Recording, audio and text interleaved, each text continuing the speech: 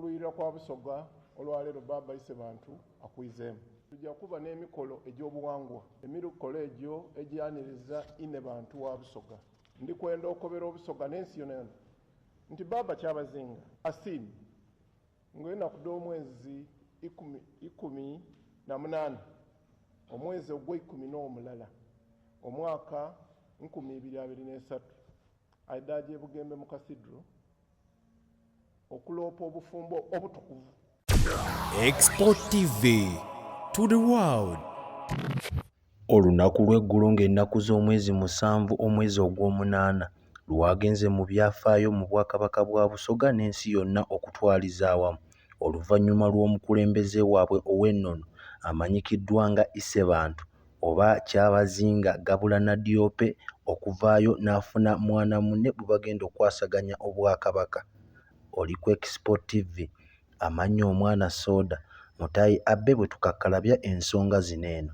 Ogenda kusubscribinga okomentinge ate osharinge. Teweerabira kuteekako kide olwa pulogulaamu ennyuvu ezigenda okujjanga wano ku mukutu. Kalira nsosootole ensonga. Olunaku lwakedde nga ennaku endala nga baminywanyi baffe bataayi okuva mu Bwakabaka bwa Busoga tebamanyi kigenda mu maaso. Kumbeeri Obwakabaka bugezaako okuteekateeka. Obwakabaka bwa Busoga bumanyikiddwa nga obwa Kyabazinga. Baakedde enkoko gikwata mumwa ne boolekera disitulikiti ey'e Mayuge Bobi Wine Kyagulanyi Ssentamu gye yaakava. Eno gye bajje mwana muwala agenda okufuuka Ebyafaayo.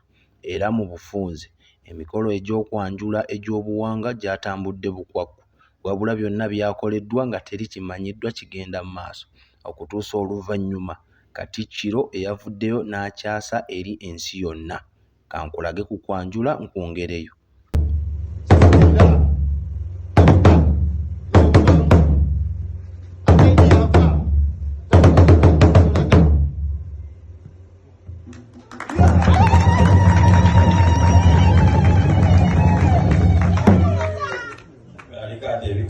Bika balukube agoloze ekika atayidi yava niyalaga abatayidiyo ekika n'obuwangwa.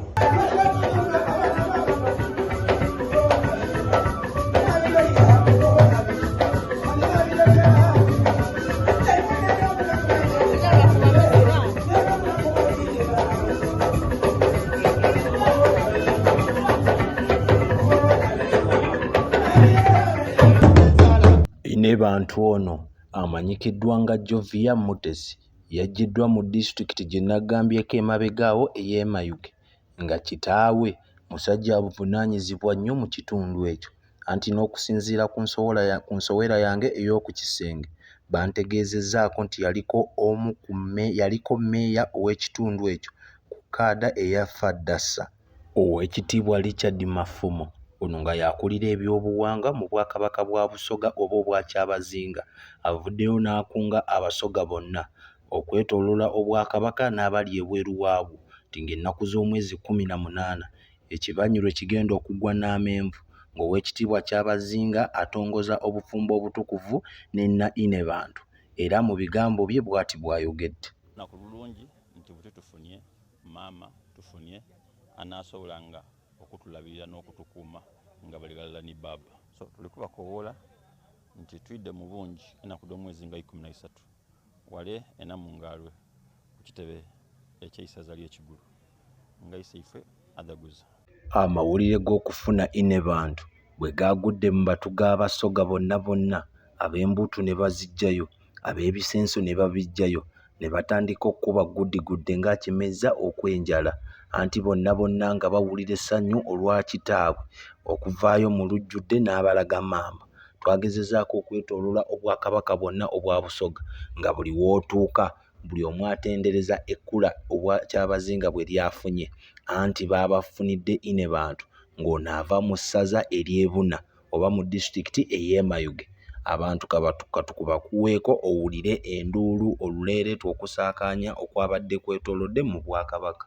Ndakola emirimu oba nkutuka aye nkolerera Baba buti n'obwempuumula nimpuumula buti nzira Kyembanda Busoga baba funvuwa maze emyaka mingi nga tutuzira maama twebuuza banange maama tumufunali ekiseera kibaire kinene ate baba yaje yanoonya mu luli olw'abayisemena nze ndikwongera kwebaza bwebaze nti afunvuwe Iseife Gadumbula Nadiope gono atemera mu myaka egy'obukulu 34 yavuddeyo n'asiima nti ng'ennaku z'omwezi 18 omwezi ogw'11 oba Novemba omwaka 2023 lugenda bbeera lunaku lwa 6 nti kwolwo ekibanyi kyakugwa n'amenvu anti lwagenda okutukuza obufumbo bwe obutukuvu ne Ebyafaayo Muteso ono gwe yazze mu kisaza ly'e Buna.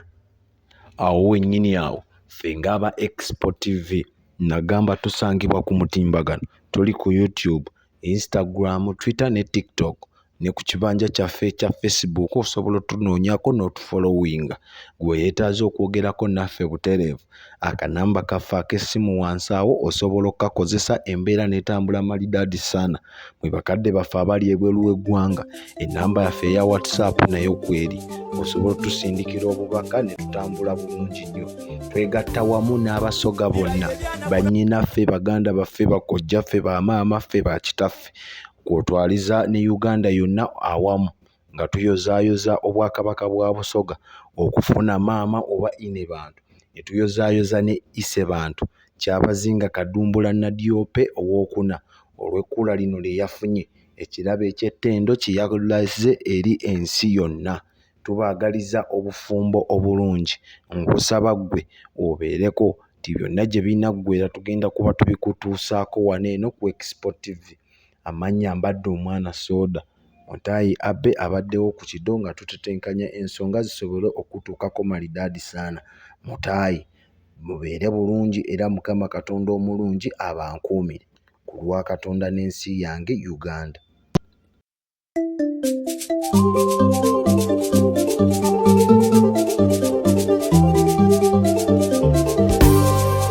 Libaire byana kuna kuzungana libaire enkiiko ebitakoma gabaire makada kugatambuza olwakino lele ekigwiro emitima gibeere gikubagana gyadunguda nga tuduuka olulica lwida kiridema twebaze musenga tusobozeisa okutuuka ku luno olwaleero guno omukolo gw'eisanu leero gitube nagubye.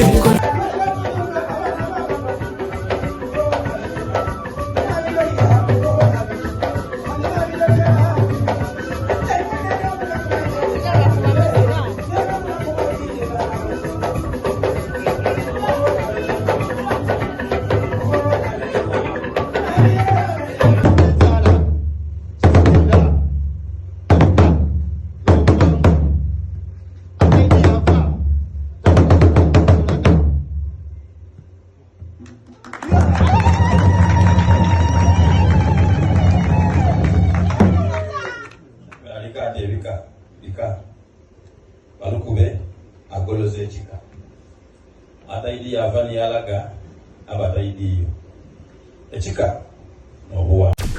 Expo TV to the world.